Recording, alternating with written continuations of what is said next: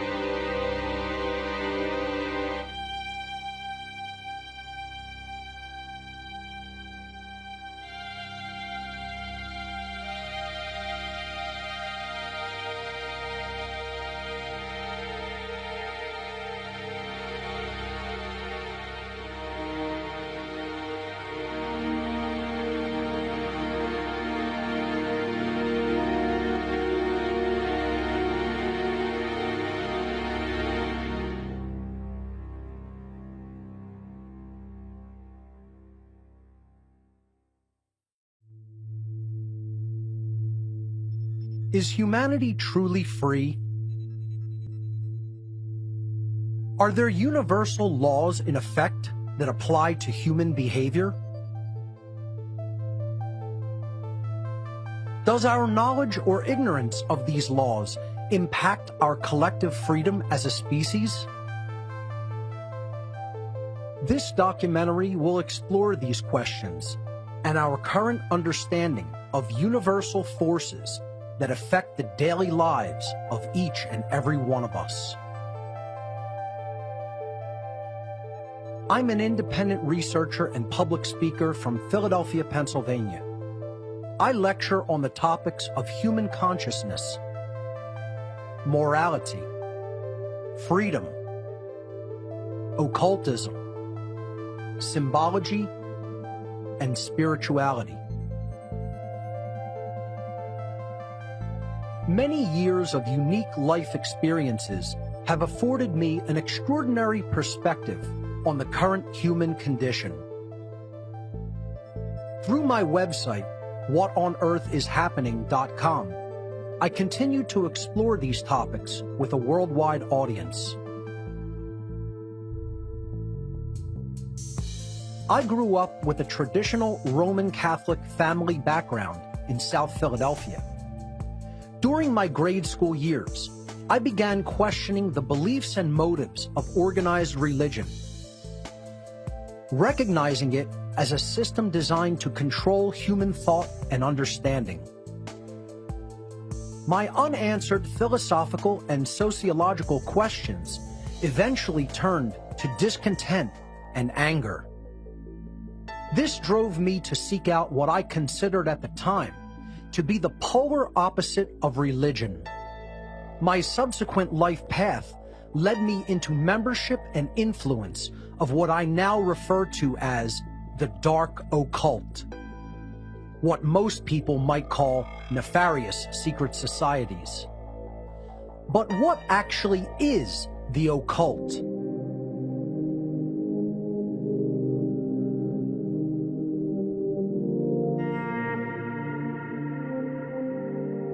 The occult.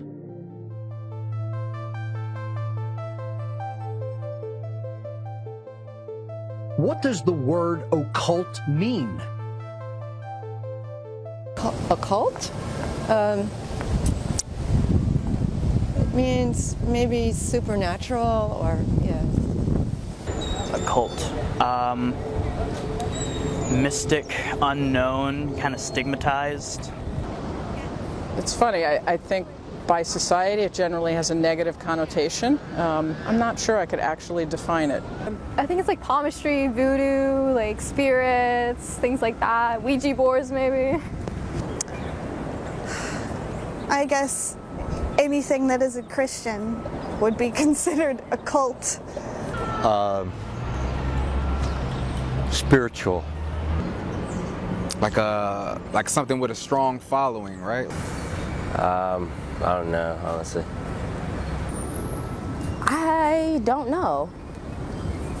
I have no idea. The word occult simply means hidden. The occult refers to hidden knowledge, knowledge that is not commonly known by the vast majority of human beings. Occultism is a body of knowledge which encompasses the study of hidden laws of nature. Laws which cannot readily be seen with our eyes or measured by traditional scientific instrumentation. I became aware that the groups of occultists with whom I became involved were comprised of an eclectic array of people from every walk of life and every social institution, including politics, banking, media, law, military, law enforcement, entertainment, technology, medicine, and education. Among their ranks were many people of great influence and power, all working together toward one common goal: to increase their own collective power at the expense of everyone else's rights and freedom. These dark occultists are able to do this because they have access to hidden knowledge to which the overwhelming majority of humanity still remains ignorant. These occult manipulators are actually master psychologists who utilize their deep and ancient knowledge of the human psyche and the hidden laws of nature to deceive and manipulate the masses of humanity into total subservience to their will. This allows the occult manipulators to easily convert their knowledge differential into a power differential in our world.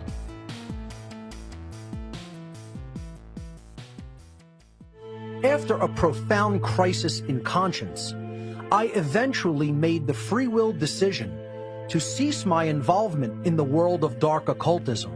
I now teach people the very information which these dark occult orders have been keeping to themselves in order to stay in power behind the scenes. The ultimate hidden knowledge which they have been holding back from humanity's awareness is called natural law, and it is the secret of all so-called secret societies throughout human history.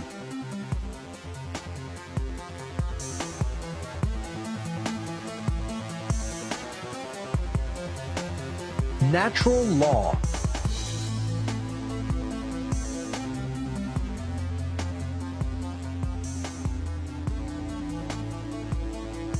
What is natural law? Natural law, I guess you could say just what, almost like first instinct kind of, you know what I mean? Like what would come simply just by the way that we are. I'm not really sure. I'm actually a lawyer by training and education, so I'm probably the worst person to ask. Law applies to the whole country. I think it means like how law is interpreted by people on like a day-to-day basis.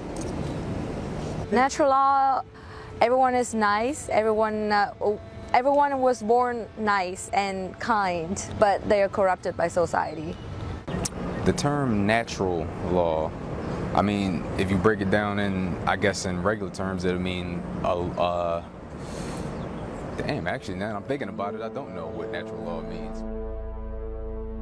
To understand what natural law is, we must first know what it most certainly is not.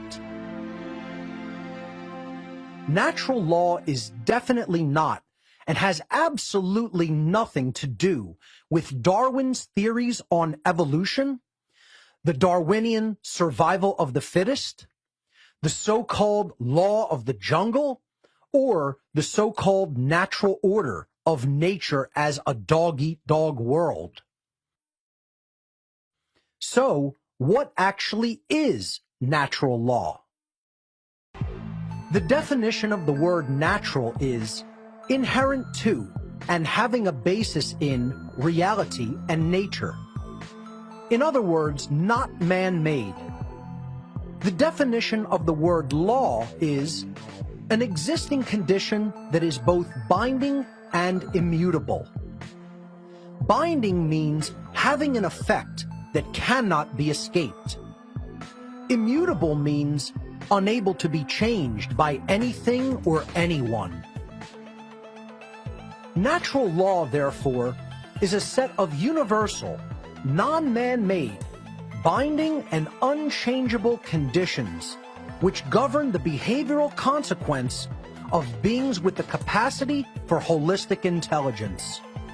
Natural law governs the aggregate or collective, free will behavioral choices of entire populations by manifesting the consequences of the behaviors that we choose. The consequences which we receive are always dependent upon whether our chosen behaviors are either moral or immoral, or in other words, right or wrong.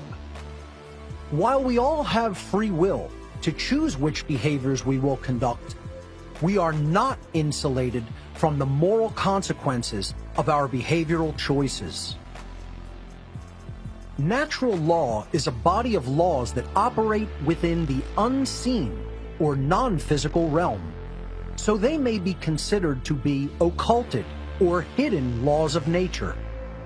These laws are built into the fabric of reality, just like gravity and electromagnetism. However, since these governing dynamics operate in the non-physical realm, human beings must incorporate a much wider worldview in order to recognize and accept the existence and operation of these laws. The understanding of natural law is absolutely not a belief system or a religion. The workings of natural law can be discovered and understood through its observable, measurable, and repeatable effects in our world. In other words, the understanding of natural law actually constitutes a science of morality, which requires no belief or faith. Belief or disbelief in these laws is completely irrelevant, as they exist as surely as any physical law, such as gravity, which we take for granted in daily life. Natural law is also known as moral law, cosmic law, universal law, spiritual law, the law of cause and effect, consequentialism, the golden rule, karma, and many other names. Why is understanding natural law so important? The understanding of natural law is critically important to human beings who seek to live in freedom and peace together. Since natural law delivers the consequences of an entire society's behavioral choices based on whether their behavior is moral or not, it is of fundamental importance for human beings to know with certainty what the difference between right behavior and wrong behavior actually is.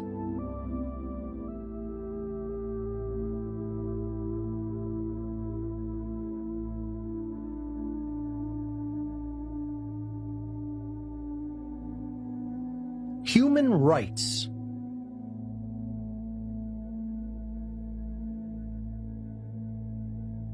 Do human beings have inherent rights? Yes. Yes. Yes. Yes. Of course. Yeah, they do.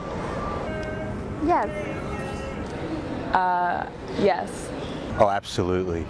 Absolutely. Yeah, I think every human has a right. Human beings always should have rights, no matter where you're from, no matter your religion, your sex, no matter whatever. They should always have rights.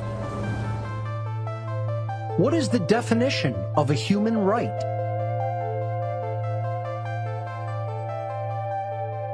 A human right is something that, by the fact that we exist as individuals, we're entitled to just by the nature of being. Something that a human being would need in order to thrive. Something provided to a human just for existing. Something that everyone deserves, like just being born and being alive. The right to have like shelter and food and water and like basic necessities. You know, I want to go with life, liberty, and the pursuit of happiness, essentially. But food, shelter, and basic needs, I think, are human rights. Human right, I think it's, I don't know, I guess something allowed to a human, I guess. Every human being deserves something, and that would be a right. And an example of a human right would be safety. A right is an action that does not initiate harm to another sentient being. Most human beings cannot correctly provide that simple definition when asked. This is the primary reason that human beings are losing their rights and freedom. How can we possibly keep what we cannot even properly define? A right must be defined in the negative. This means that we can arrive at an understanding of the infinite amount of rights we have by knowing the very small amount of actions that are not rights, actions which are wrongdoings, behaviors which do initiate harm to other sentient beings. This list of harmful behaviors includes murder, assault, rape, theft, trespass, coercion, and willfully lying. If we analyze each of the wrongdoings in turn, we can find that they are all variations of theft in one form or another. Murder is the theft of life which is not rightfully ours to take. Assault is the theft of another's well-being without right. Rape is the theft of free will sexual association. Theft is the stealing of property. Trespass is the theft of the security of one's living domain. Coercion is the theft of free will choice via violence or duress. And willfully lying is the theft of necessary information, which negatively impacts someone else's ability to engage in informed decision-making. These immoral behaviors constitute the very definition of violence. Violence is the initiation of harmful behavior against other sentient beings. The list of harmful behaviors just explained are transgressions against natural law because they are violations of the inherent rights of others. To violate the inherent rights of other beings through theft is actually what is meant to conduct violence. Since all wrongdoings are forms of theft, the natural law of moral conduct can ultimately be summed up in two words: don't steal.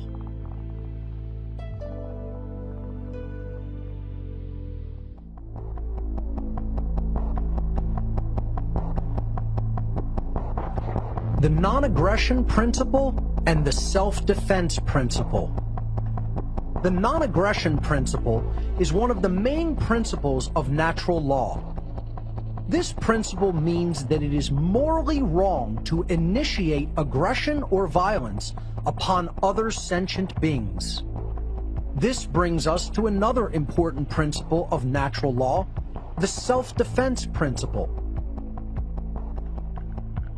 Individuals always reserve the natural right to use physical force to defend themselves against acts of violence conducted upon them. Self-defense is not and should never be considered to be violence. Self-defense against violence is an inherent right of all sentient beings. Do human beings have the right to defend themselves against aggression? Yes. Yes. Yes. Yes. Yeah. Yes. Yes. Yes. Yeah. If the aggression is physical, I would say yes. If physical force is acted on them first.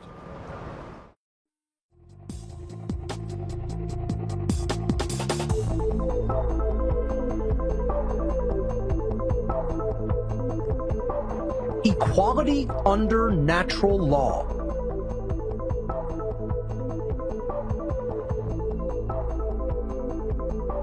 Does everyone have the same rights?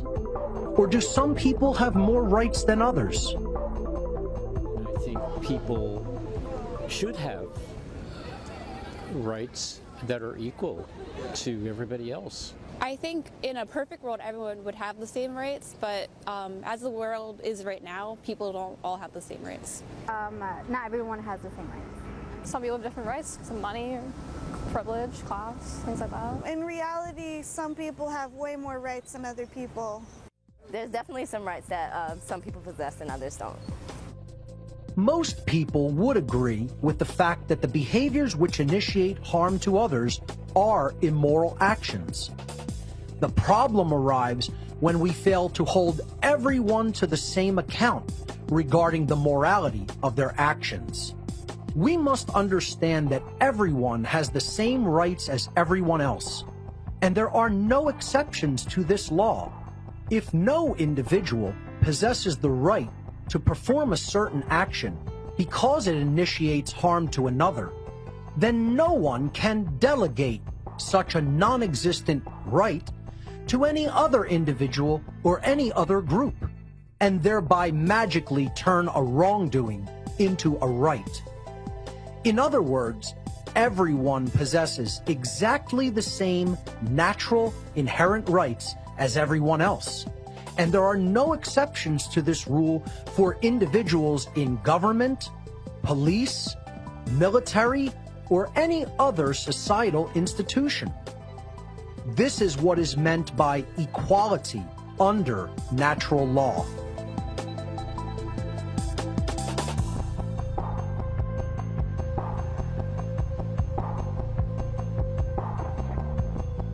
Legality does not equate to morality.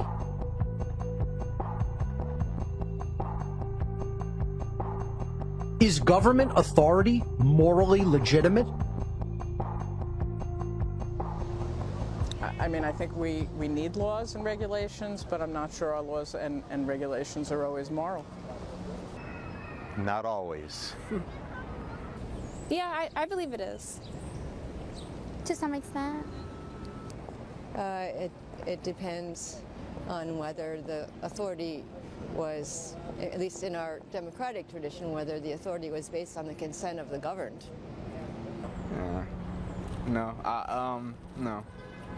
No, I feel like we'd be fine without it. If the laws of man happen to align with the natural laws of morality, then they are, by definition, redundant and therefore unnecessary. If man's law is in opposition with natural law, and therefore false and immoral, it can never be legitimately morally binding upon anyone. Because something is either legal or illegal does not make it moral or immoral. Recognizing this, we can then arrive at the correct understanding that all so-called human authority is morally illegitimate because it is not voluntary, and it is based upon coercion and violence, which is itself immoral behavior.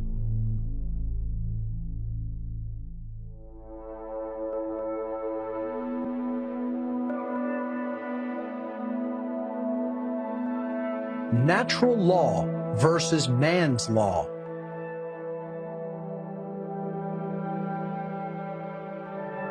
Does government authority exist in nature?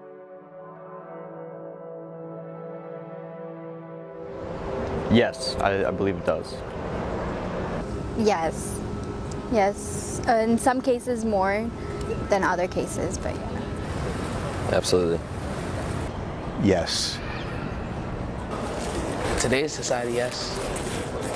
I feel like you are, whatever your mind convinces itself that it is, or that you are, that's just what it is. Well, yes, there's always a hierarchy. I mean, even in every animal species, there's a hierarchy. Yes. Yes, because we follow orders from our parents from time to time. Yeah, they're the authority figure. Yes, because of the punishments that can happen if you go against authority. Yeah, it does. They do, but it's up to you whether you want to care about it or not. It does exist in nature. I mean, if you look at animals and birds, there's a hierarchy and there's some form of government, and I'm okay with that. Governmental authority is an illegitimate, man-made construct that does not exist in nature. The belief system that certain people can somehow possess legitimate authority over others, or that some people have more or less inherent rights than others, is one of the most fundamental causes of unparalleled suffering and death in our world. Authority is, and always has been, an untrue, illusory, illegitimate, and immoral claim, which is, unfortunately, accepted and believed in by most human beings with absolute religious fervor. The so-called delegation of authority to politicians, police, and military is inherently morally illegitimate and cannot actually be done in nature, since it is impossible to bestow or delegate a, quote, right to someone else, which no one possesses as an individual.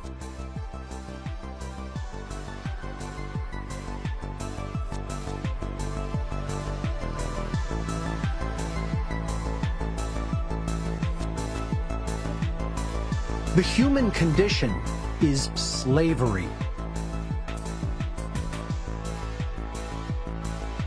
Is taxation by government morally legitimate? Yes, it's morally legitimate because there are people who are not, yes, I'm just going to say yes. Yes, because we need to fund things. To some extent, but I think it has to be fair taxation.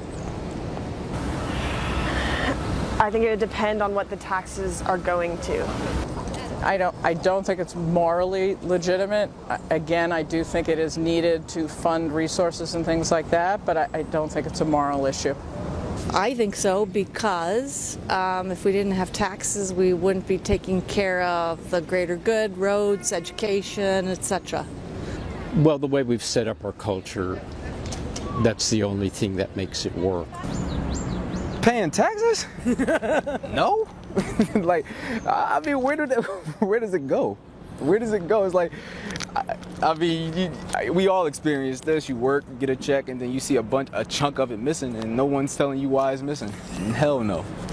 Yeah, no. Money and taxes, I think there's a lot of bullshit involved because a lot of money is thrown around, like huge amounts of it, at things like politics and war, and a lot of taxes go into things that aren't really helping most people. They're helping a few people do not so good things.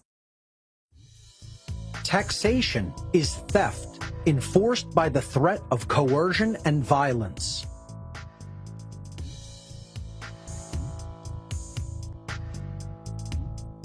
Are drug laws morally legitimate and necessary, or do people have the right to put into their body what they choose? If society is charged with the responsibility of funding the health and welfare of everyone in society, then I think there should be laws that prevent people from incurring health risks they would not otherwise occur had they not taken the drugs. If they promise never to leave the house, but that doesn't happen, so yeah, we have to babysit people, unfortunately. In my experience, it's kind of like it is their own choice for what they put in their bodies, but at some point you do want the government to step in because you don't want it to become like an entire crisis where you're losing like an entire portion of your country's population due to that drug. Yeah, so people have the right to put whatever they want to their body, but they also must not let that affect other people around them. Well, I do not agree with all of the laws, and I think that to a limit that everyone has a choice on that, but I don't think that it should be readily available if it's toxic. Depends on the drug and how bad it is for you. I believe they should have the right. I think people have the right to, I mean, it is our body, we're born into it. I think they help. They help, but some of them, I would say, are a little over the top, some of them are a little under. People own their body and have a right to choose what they put into it. Are driver's licenses morally legitimate and necessary, or is travel an inherent right? Driver license is definitely necessary, otherwise there would be way too many accidents. I think unlicensed travel is a right. I think you do need a license because that proves that you're able to drive safely. I think driver's licenses are morally necessary and legitimate. I would want someone who's going to be driving a car to know how to drive a car, so yes, I would say that driver's licenses are pretty necessary. You need a license. Have you seen people driving in Philly? Have you seen people driving? They're texting, they're not paying attention. We got to babysit people, unfortunately. Driving licenses are necessary because I feel like you shouldn't be able to drive after a certain age. I think there could be even more rules with driver's licenses, actually. I think they're too lax. That's another interesting question. I know a few people without licenses who drive, but I don't think it's 100% ethical, or I think there are some drawbacks to that, mainly the application process. Licensed drivers is morally legitimate. Driver's licenses are a coercive restriction on the natural human right to travel. If a government law prohibits an action that doesn't cause harm to anyone else, are people morally obligated to obey that law? Yes, it brings peace to the society. I think they should still obey it because it's a law. It depends on what the purpose of the law was. It might have a purpose other than harm. It might be for a greater good, or it might be, so that's a definite maybe. No, I don't believe so. No, I don't think so. That would be the law, but I don't think that everyone, I think there are occasions or exceptions to that idea, so no. I think legally they're obligated, but on a personal level, I don't think they are. No, I don't feel like it. You should, because it's like they make it so that you have to, or else you'll be punished for it. But I don't feel like you should have to. I feel like if it's not hurting anyone, why is it a big issue? Why are we focused on it? Man-made laws that are in moral opposition to natural law are morally illegitimate and therefore not morally binding. The only legitimate human interactions are those which are voluntary, meaning they are mutually agreed upon by all of the involved participants. Man-made laws, including those which decree and enact behaviors such as prohibition, taxation, and licensure, are not voluntary in any way. They are commands of compliance, which are always backed by the threat of violence or actual violent behavior. Man-made laws are arbitrary decrees of a ruling class calling themselves government, who are believed to possess a magical right to rule. Their subjects, the people living under their so-called jurisdiction, are believed to have a moral obligation to obey this ruling class's arbitrary commands called laws. Understanding that such a system is entirely based in behavior that is coercive, violent, and immoral, and conducted to bring human behavior into compliance with the will of a dominating ruling class, we can arrive at the unwavering truth that the term government is simply a euphemism for slavery. And that is what the human condition truly is: slavery. Slavery exists when certain individuals make a claim upon the body or the fruits of the labor of others, making them subject to them through violent and coercive means. Slavery can exist in an overt form, in which those being enslaved are physically imprisoned and subject to the confiscation of all their labor. Or slavery can exist in covert form, where mental manipulation is used to legitimize or justify the duress, coercion, and violence that is used to perpetuate the immoral conditions in which people are unjustly kept. Platforms to push their own personal bias and agenda to control exactly what people think, and this is extremely dangerous to our democracy. There is a reason the condition of human slavery continues on and on. This immoral human condition is maintained by the occult ruling class by manipulating people into a state of ignorance and confusion regarding the actual difference between right and wrong.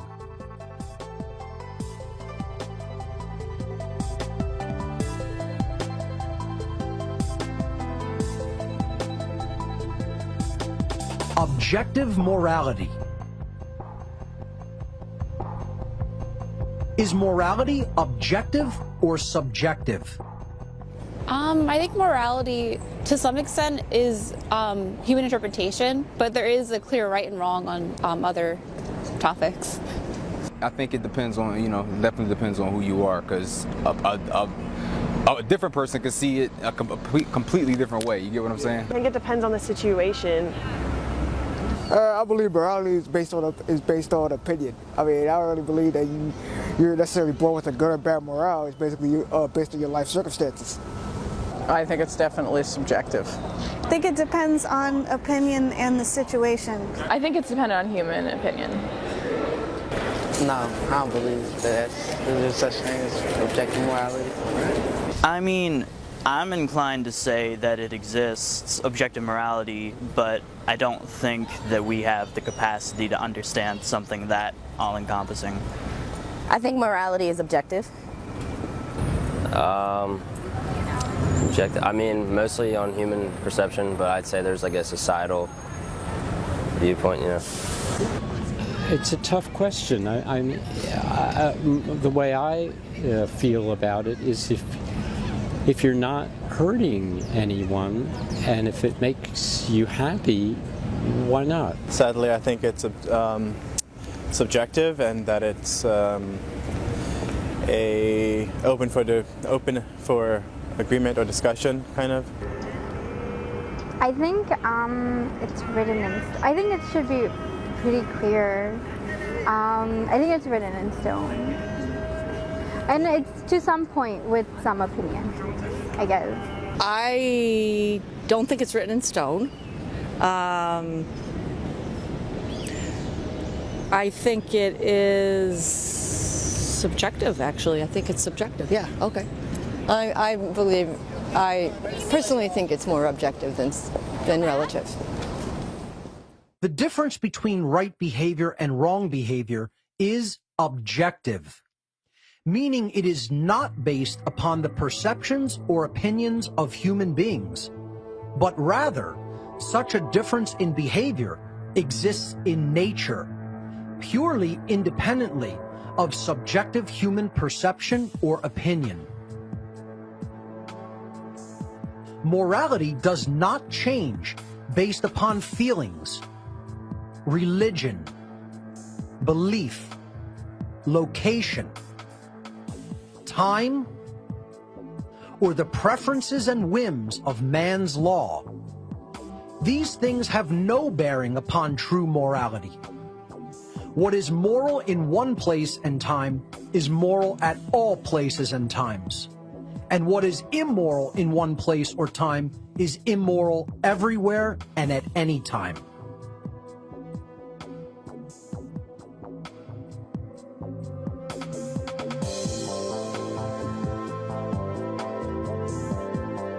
Conscience. The knowledge of this objective difference between right and wrong behavior is called conscience. Conscience is the knowledge of whether any particular behavior in question does or does not initiate harm to another, and therefore whether it is right or wrong. The problem is that most people do not possess this knowledge, or they are extremely confused regarding it. To behave with right action is moral, and to behave with wrong action is immoral.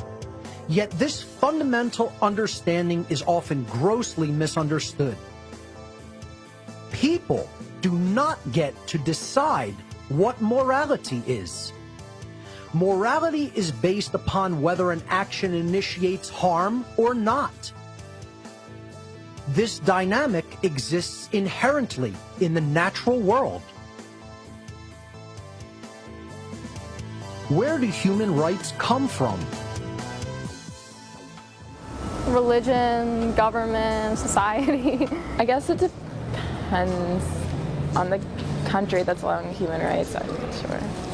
Some from the laws, some from,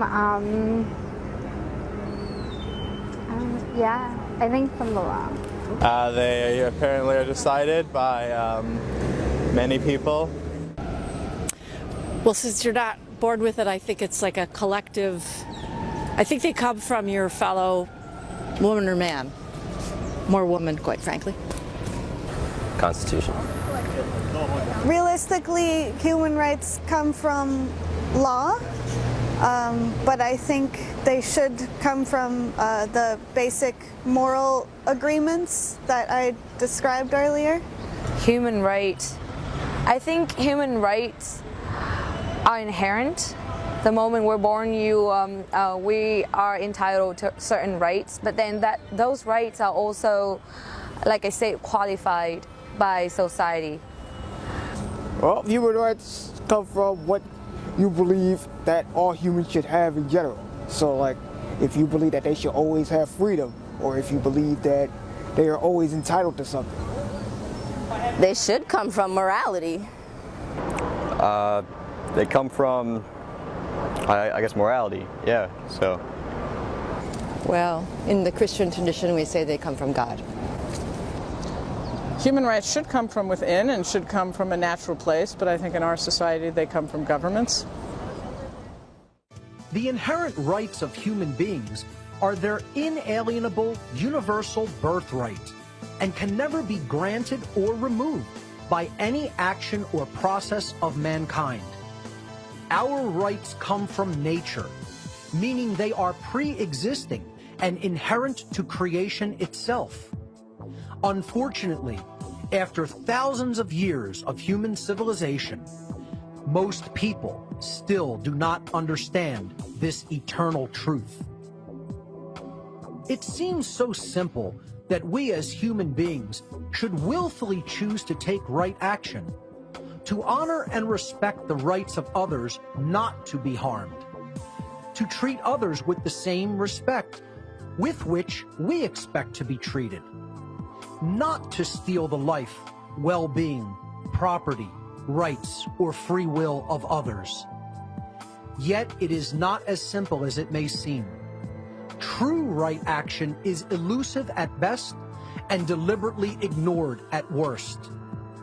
And this brings us to the crux of the matter, which is what I refer to as the law of freedom.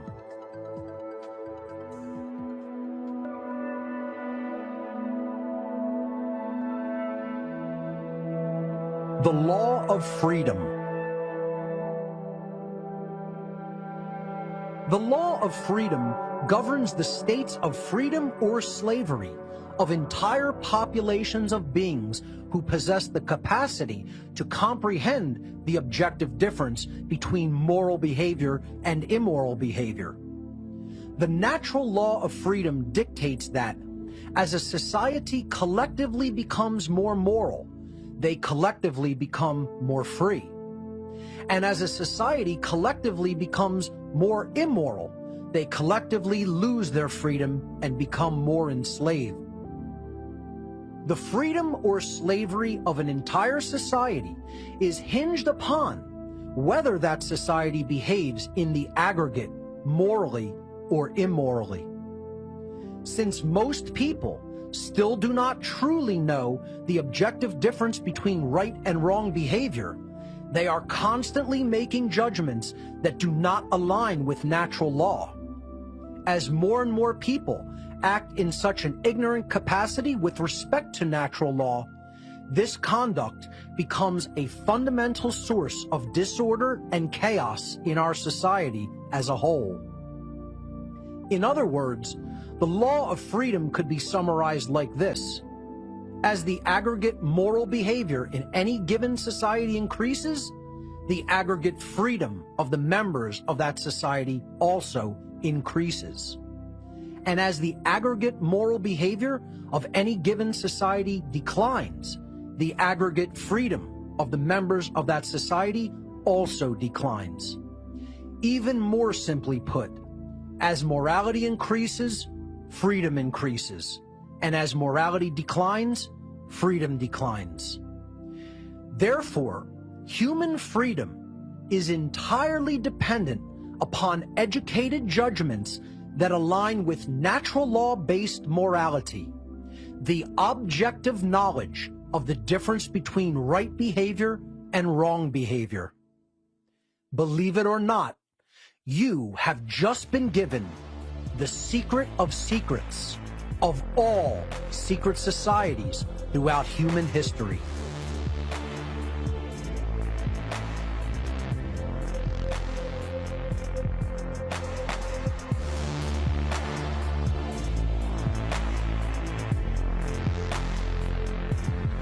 Moral relativism. Moral relativism is the belief that there is no objective difference between right behavior and wrong behavior.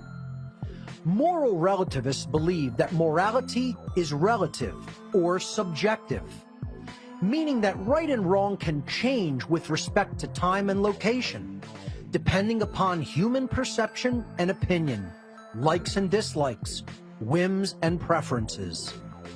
Moral relativism is the belief that human beings may arbitrarily decide for themselves what right and wrong are, and that they may become the arbiters of moral and immoral behavior based upon their likes and dislikes at any given time or place. It is absolutely essential for humanity to recognize that morality is objective, and that it is most certainly not based upon human perception or opinion. There is definitely an objective difference in nature between moral behavior and immoral behavior, because moral behavior does not initiate harm to others, whereas immoral behavior does initiate harm. These dynamics exist within and are inherent to the natural world. The prevalence of moral relativism in human society today is one of the main factors which solidifies slavery as the current human condition. Since aligning human behavior with natural law hinges upon knowing the objective difference between right behavior and wrong behavior, if most members of a society accept that there is no truth regarding those objective differences, that society can never consistently behave morally, and therefore they can never truly be free.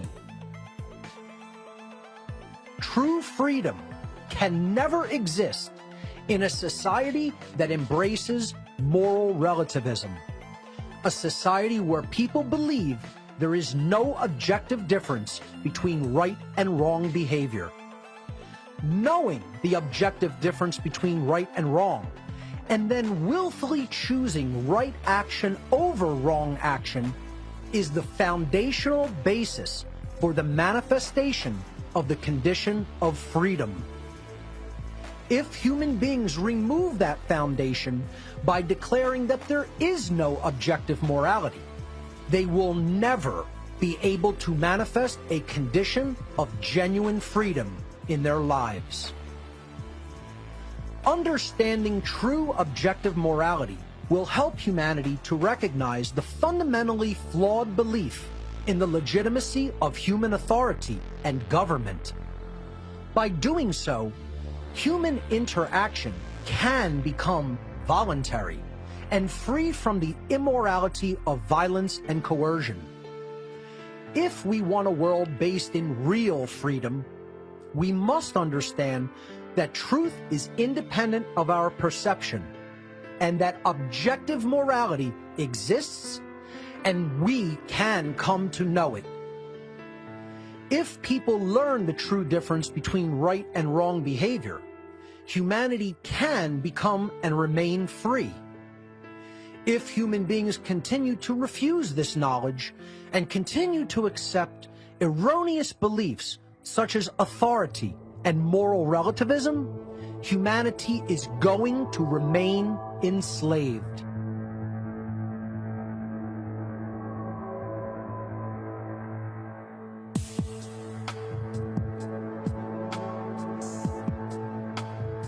Free will.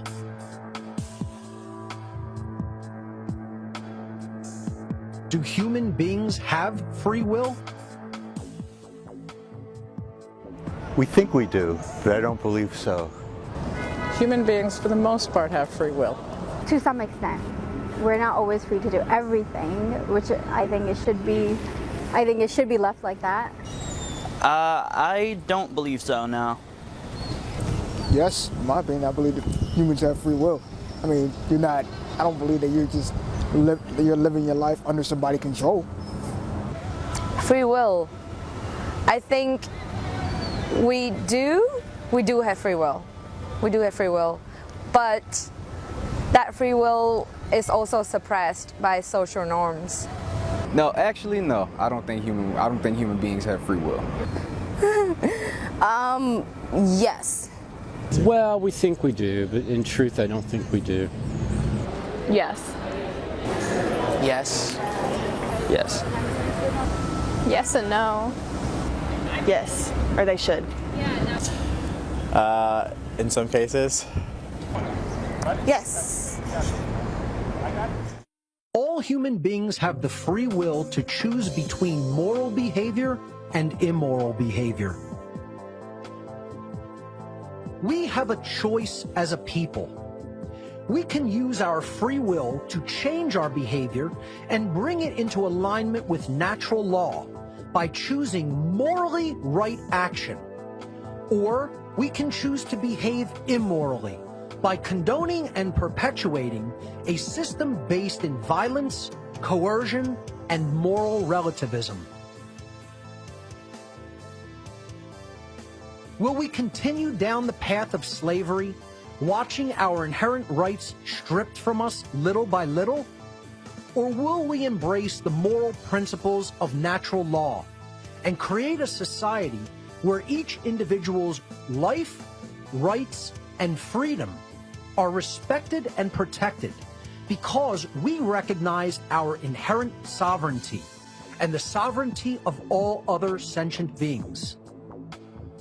The law of freedom will manifest our reality in either direction based upon our collective moral choices.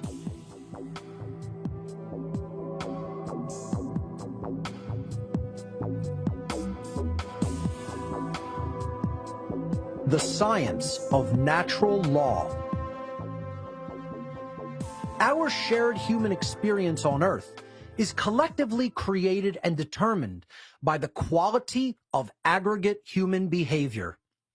This demonstrates the effects of the natural laws of behavioral consequence operating within the physical realm. Our free will-based behaviors operate in what is known as the plane of causality, because our behavior is the underlying cause of the physical manifestations which result in the world. The consequences and repercussions of aggregate human behavior then materialize upon the plane of effects, which constitutes the shared human condition in which all of us must live. Our aggregate thoughts regarding morality are transformed into the aggregate behavior of our species, and that behavior is then transformed into resultant conditions and consequences. Truly, we collectively reap that which we collectively sow. Wrongful action can never create goodness and harmony, and right action can never constitute a violation of rights. 2 + 2 will never equal 5, and the apple falling from a tree will never fall upwards in elementary terms. Our behavior creates our circumstances. These dynamics can be repeatedly observed, and their workings can be known as a result of such observation. The study of these dynamics in human society constitutes a science of behavioral consequence. All living beings are endowed with self-ownership as an inherent birthright, and therefore possess the natural right to exercise their own free will to live in sovereignty, free from the initiation of harm or coercion by other human beings. These principles of human freedom and rights are the very basis of morality and are governed by the spiritual laws of behavioral consequence. Any and all violations of these principles are wrongdoings, chaotic actions working in direct opposition to the generative, self-ordering dynamics of natural law as designed by creation itself. Though some may attempt to do so, these laws ultimately cannot be worked around, changed, skirted, or bent to suit human whims or desires. To choose to observe the natural rights and sovereignty of other beings is in alignment with spiritual law, and such choice will create the conditions for freedom to manifest upon earth. To choose to conduct wrongdoings in direct violation of these laws will manifest only chaos and suffering. Human behavior is collectively manifested into our physical reality based upon humanity's free will choice whether to act in harmony with natural law, thus creating the conditions of freedom, or to act in opposition to natural law, thus creating the condition of human slavery. These are the universal, moral, spiritual laws of the universe that govern all of humankind. This is the science of natural law.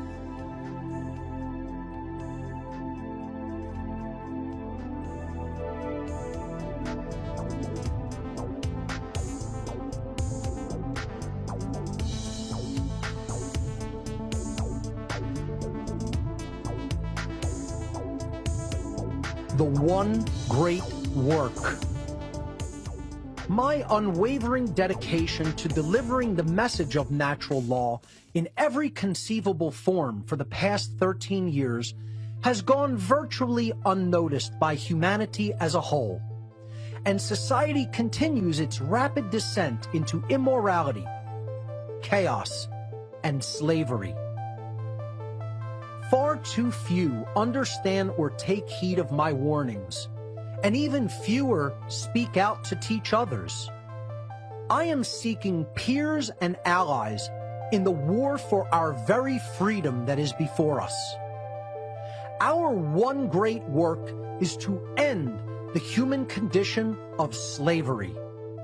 This arduous task begins with the self and extends to our friends and family, our communities, and our world. Speaking out is an extreme act of defiance because those who are currently in power seek to keep their power by exploiting the ignorance of mankind. There is so much human ignorance in the world today regarding the issue of morality that the situation can seem hopeless. Becoming aware of the level of ignorance that exists, we must also come to see that the only solution to the human condition of slavery is to spread the understanding of natural law and make it common sense knowledge for everyone. The dark occultists who are currently controlling humanity seek to continue to hide this understanding and to prevent it from becoming everyday common sense knowledge on a worldwide scale. Ultimately, this documentary is a call to action for all those who have gained an understanding of natural law and its principles. A lot more teachers are needed to carry this message of freedom to the masses of humanity.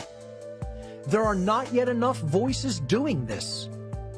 You yourself need to get involved in the effort of spreading the knowledge of natural law.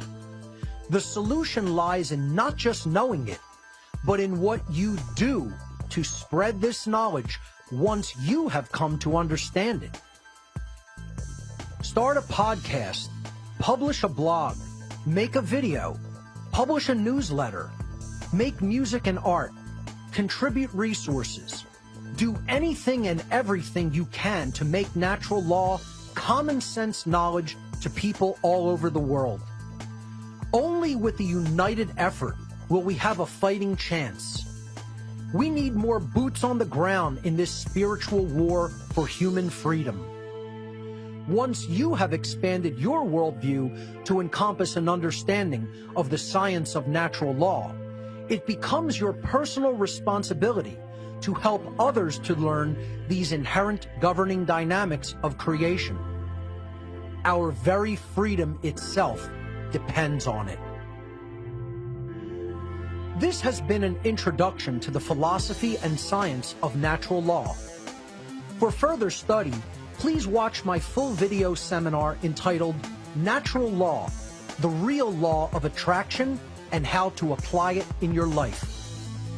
For more information on my work, please visit my website, whatonearthishappening.com. I recommend studying my podcasts in order, starting from number 1 at your own pace, and watching my video presentations and seminars. Thank you so much for your time and attention.